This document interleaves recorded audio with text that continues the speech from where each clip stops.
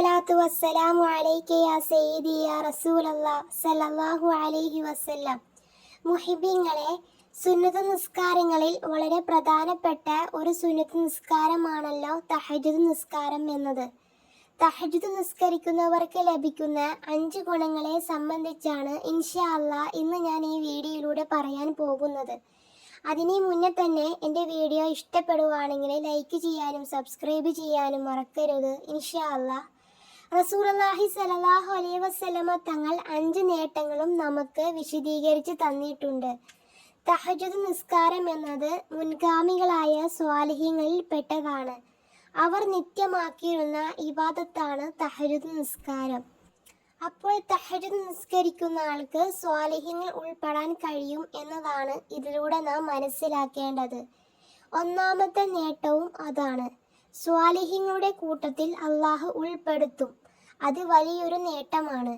അള്ളാഹു സുബ്ഹാനഹു വ തആല ഏറ്റവും ഇഷ്ടപ്പെടുന്ന ആളുകളുടെ കൂട്ടത്തിൽ ഉൾപ്പെടുത്തുക എന്നുള്ളത്. അതാണ് ഒന്നാമത്തെ തഹജ്ജുദ് നിസ്കരിക്കുന്നവർക്കുള്ള നേട്ടം എന്നത്. രണ്ടാമത്തെ നേട്ടം റസൂലുള്ളാഹി സ്വല്ലല്ലാഹു അലൈഹി വസല്ലമ തങ്ങൾ പഠിപ്പിച്ചത് അല്ലാഹു സുബ്ഹാനഹു വ തആലയിലേക്ക് അടക്കാൻ കഴിയും. അഥവാ അല്ലാഹു സുബ്ഹാനഹു വ തആല അല്ലാഹുവിനെ സ്നേഹിക്കുന്ന ആളായി മാറാൻ കഴിയും എന്നതാണ് രണ്ടാമത്തെ നേട്ടം എന്നത്. റസൂലുള്ളാഹി സ്വല്ലല്ലാഹു അലൈഹി വസല്ലമ തങ്ങൾ മൂന്നാമത്തെ നേട്ടമായി പറയുന്നത് തെറ്റുകളിൽ നിന്നും തഹജ്ജുദ് നിസ്കാരം നമ്മെ തടഞ്ഞു നിർത്തും. തെറ്റിലേക്ക് പോവില്ല.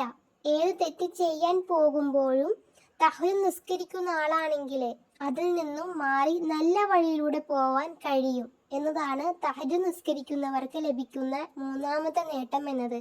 അവൻ എത്ര തെറ്റിലേക്ക് പോവാൻ ശ്രമിച്ചാലും അല്ലെങ്കിൽ പോയാലും അതിൽ നിന്നെല്ലാം പിന്തിരിച്ച് അവനെ നല്ല വഴിയിലേക്ക് കൊണ്ടുപോകും. എങ്ങനെ? തഹജ്ജുദ് നിസ്കരിക്കുന്ന ആളാണെങ്കിൽ.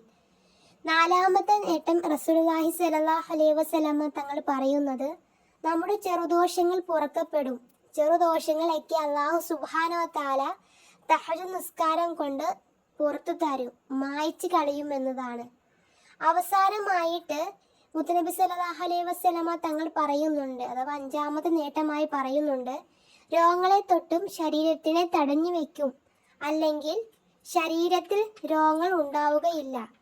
ഒരു പരിധി വരെ നമ്മുടെ രോഗങ്ങളിൽ നിന്നും രക്ഷപ്പെടാനുള്ള ഏറ്റവും നല്ല മാർഗങ്ങളിൽ ഒന്നാണ് തഹജ്ജുദ് നിസ്കരിക്കുക എന്നത്. നബി സല്ലല്ലാഹു അലൈഹി വസല്ലമ തങ്ങൾ നമുക്ക് വളരെ വ്യക്തമായി പഠിപ്പിച്ചു തന്നിട്ടുണ്ട് ഇൻഷാ അല്ലാഹ്.